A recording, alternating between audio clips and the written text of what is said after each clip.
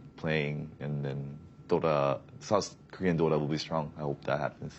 What would you say are your strongest aspects for your team? What are you strongest at?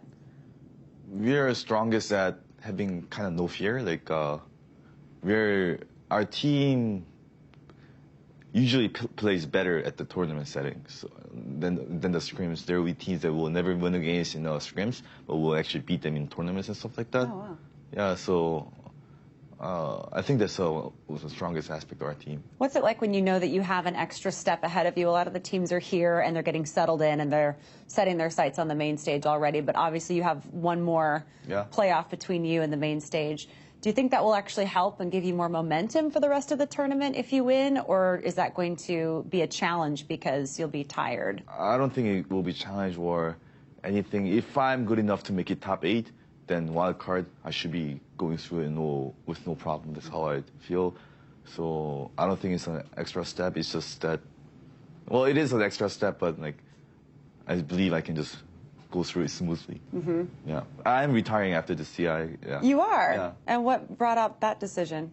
I'm just 28. Nobody says you have to retire at 28. You just feel like you're done? No, I actually have to go to the military service. Really? Korea, yeah. And how long is that typically? 2 years. 2 years. Usually people in Korea go at around age of 23, 24, but right.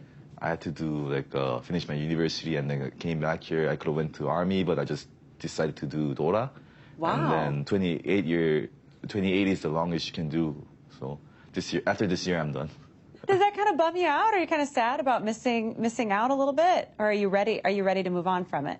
Well, if I do well in TI, I think I'll be ready to move on. But if I don't do well, I'll be like, oh, I could have done better. But yeah, I think I'm going to do well in this TI, and then I'll have no regret left over it. I like that. That's good. That's a good mentality. So how do you feel about your chances this year, where you are right now versus where you were at this time last year? Because you're facing a very similar situation. Why do you feel so much more confident this time around? Because I guess we have done it last year once, and then even last year, I think we could have made it through, but there was a lot of mentality thing, and then a lot of being inexperienced or not knowing so much about Dota meta in general. But now this year, I think we're much more prepared, and then we understand well. Yeah. I think that's why I'm much more confident this year. Anything that you want to say to South Korean fans who might be watching the stream? Thanks for staying up late and watching our game, because it will be like 3 in the morning. Yeah. True fans. Yeah, true fans. Thank you so much. No problem. Best of luck. Thank you.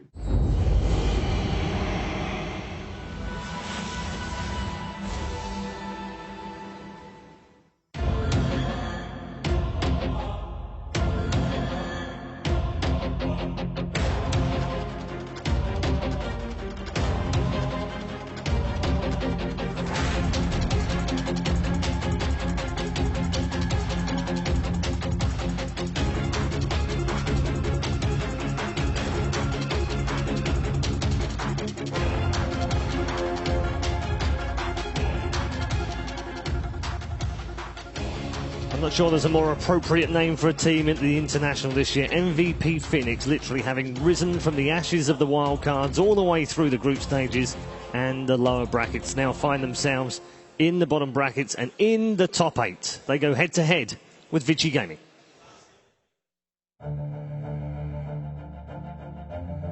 就是虽然 VG 组队的时候我还不在嘛，但是我是听说，当时 VG 是3顾茅庐，然后才请到 FY 出来。当时也是战争期，就让我非要来威胁。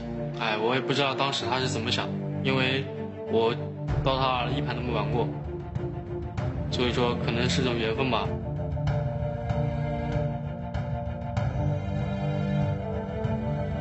他第一次出国就拿到了 ESL 的世界冠军，然后第一次去打 TI 就已经是拿到了亚军，这可能是很多职业选手就打了好多年都没有能够达到的高度。我觉得说他是去年的最佳新人毫不为过，但是我觉得这也是整个团队一起付出的结果。这支 VG 现在最强的，首先就是求胜心吧，我觉得这一点，我觉得比任何其他队都要强烈。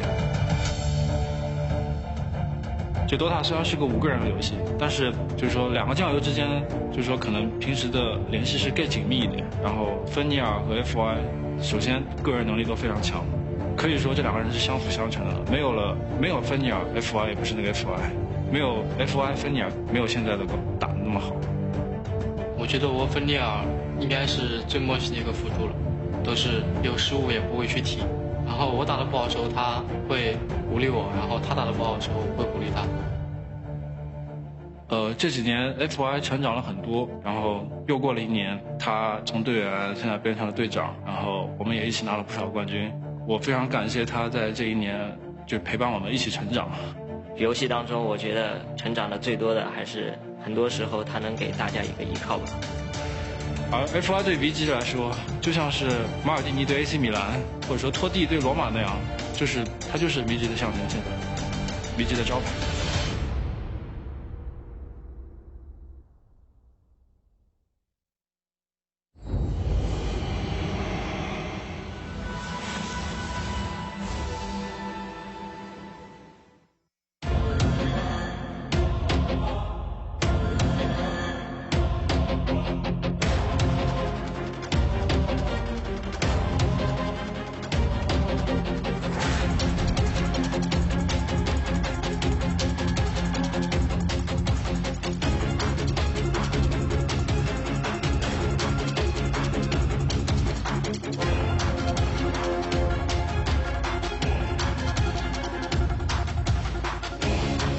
VG Gaming then, lining up with the superstars that they are, trying to get back to the final again, and hopefully going one step further. They have their chances in the lower bracket. Please welcome to the arena VG Gaming and MVP Phoenix.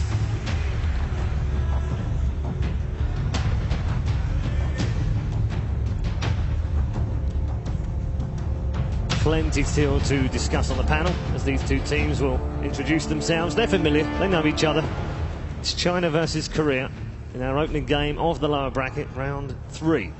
Winners continue on and will play e-home and will also guarantee themselves a top 6 spot, meaning more than $1.2 million in prize money. That's crazy.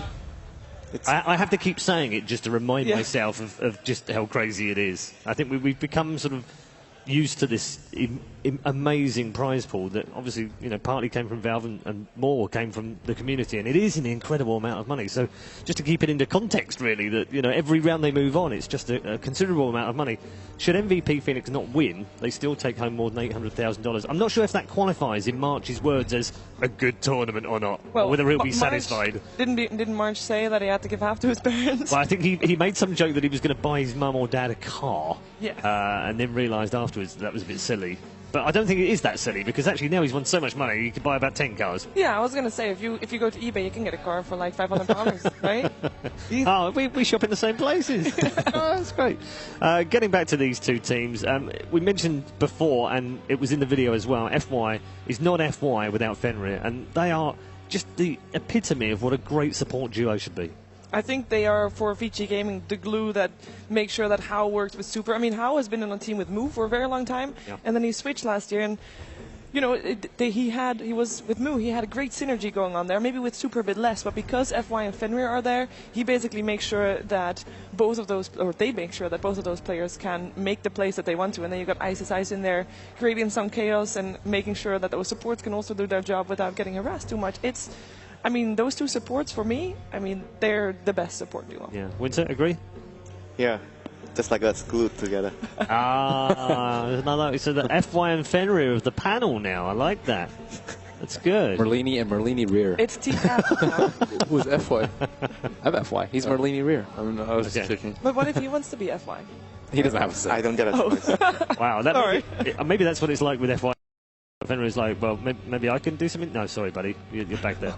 You buy the wards. Go get the wards. I mean, we can't forget about the Singaporean battle going on here. Nuts versus Ice. I'm glad you brought that up as well. Yeah, that's going to be a bit fun, isn't it? They're both teammates for, I think, a couple of years back in Dota 1, so they know each other very well, and it's going to be a great rivalry here. You know.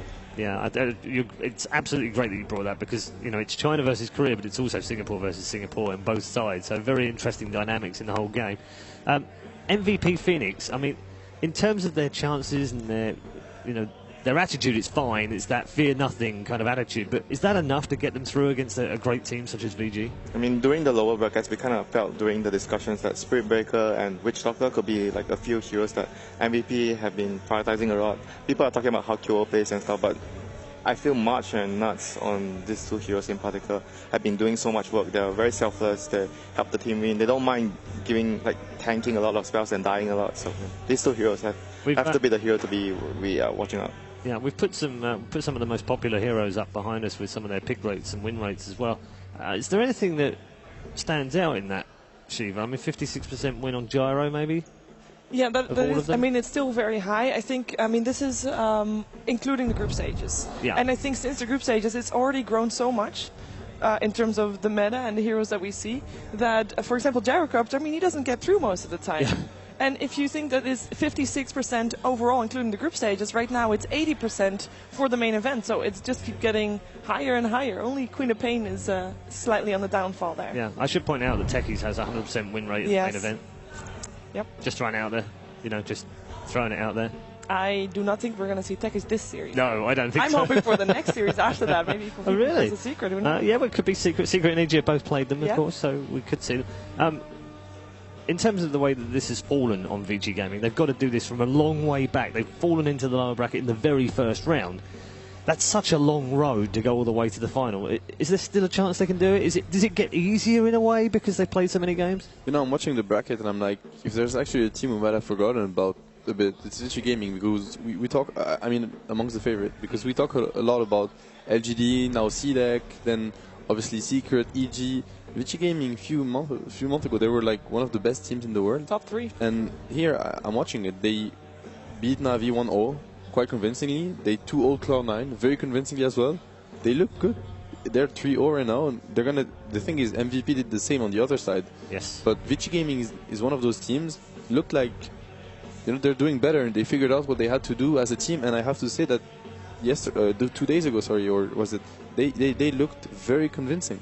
Like their performance versus Cloud9 was very, very convincing. I don't know. In the last 4 months, I would say that VG's gaming, they kind of stagnated in terms of their strategy, in terms of how they are relative to the other teams. It's a little scary to think that I think they were favorites going into the finals of DAC, and now they were in the lower bracket in the first round of the international. So I had way higher hopes, but just from all the results that we've seen from what we've seen them play, like Cloud9 the first game, they were down in the hole really, really deep. And the second game, Cloud9 kind of gave them a freebie, let's be honest. So they did win 3 games out of 3, but at the same time, I'm still very, very worried for them. I had them in my top 3 going into the international after seeing them not as good of a chance. But I just saw signs of the great VG Gaming. When you have FY he steps up his game like this and he plays an amazing performance. He did that at TI4 all the time, again and again.